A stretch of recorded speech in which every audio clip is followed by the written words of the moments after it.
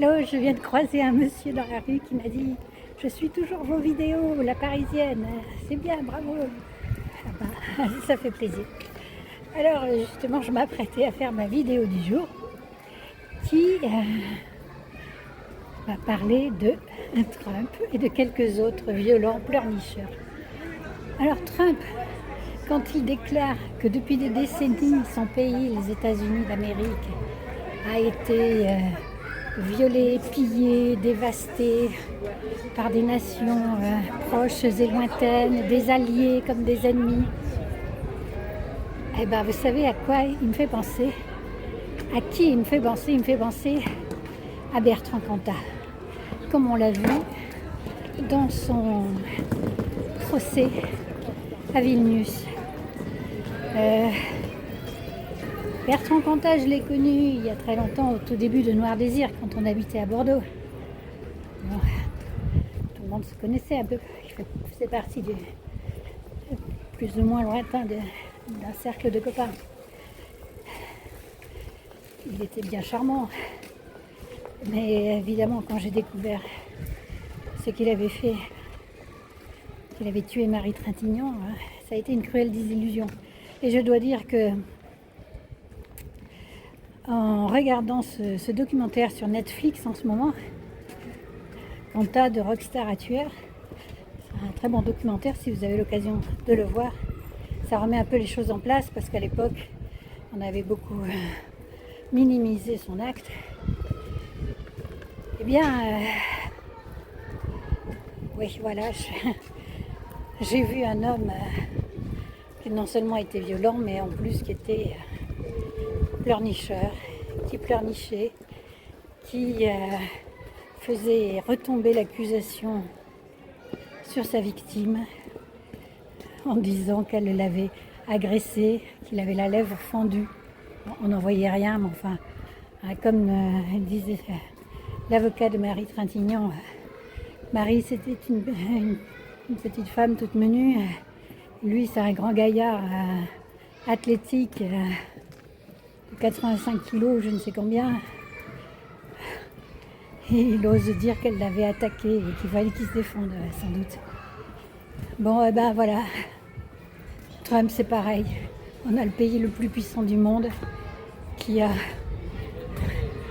imposé sa loi par les armes un peu partout dans le monde et qui maintenant pleurniche lâchement que son pays aurait été violenté par le monde entier. Alors je ne sais pas si les Trumpistes s'en rendent déjà compte, mais la violence de Trump, sa guerre commerciale, bah, elle se retourne déjà contre eux-mêmes. Bon, certains agriculteurs, en Géorgie notamment, savent très bien qu'ils vont y perdre beaucoup. Et puis les Américains d'une manière générale.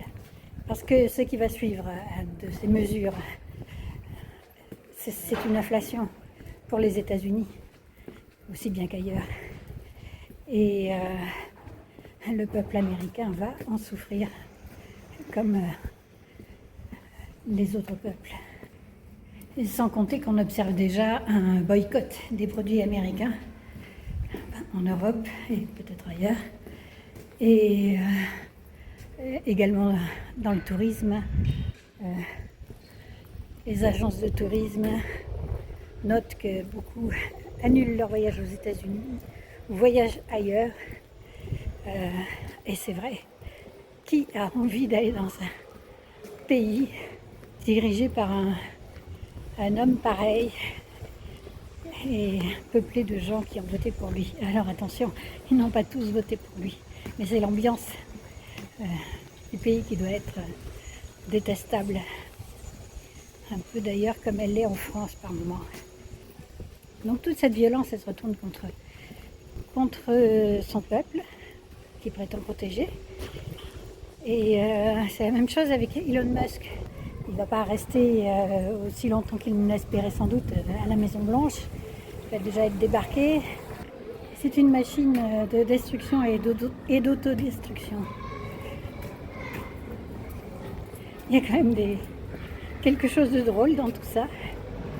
C'est que lorsqu'on interroge Grok, l'IA de Musk, son intelligence artificielle, qu'on trouve sur X, et qu'on lui demande quel est le plus grand propagateur de fake news du monde, et ben Grok répond que c'est Elon Musk. Il est mis en accusation par sa propre IA. Musk, il est devenu un repoussoir. On l'a vu avec l'élection d'un candidat pour l'un des 7 sièges à la Cour suprême dans le Wisconsin, qui est un État pivot.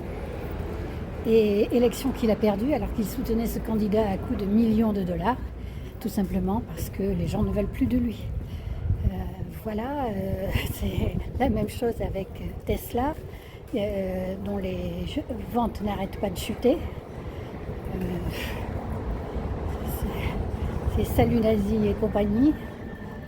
Eh ben, il y a quand même encore des gens dans le monde qui n'apprécient pas ce genre de choses. Fort heureusement. Ça se retourne contre eux.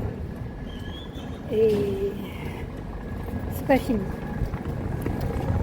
Même si ça fera du mal à d'autres qu'eux aussi. Musk, je lui avais bien dit du temps où j'allais encore sur X de ne pas soutenir Trump. Il écoute quand même ces gens-là. Très bien. Ils n'iront pas se plaindre, ils n'iront pas pleurnicher, j'espère. Comme l'a fait Bertrand Cantat. À l'époque, beaucoup l'ont soutenu encore, mais maintenant, on voit mieux ce qu'il en est. Il en sera de même pour eux. Ciao.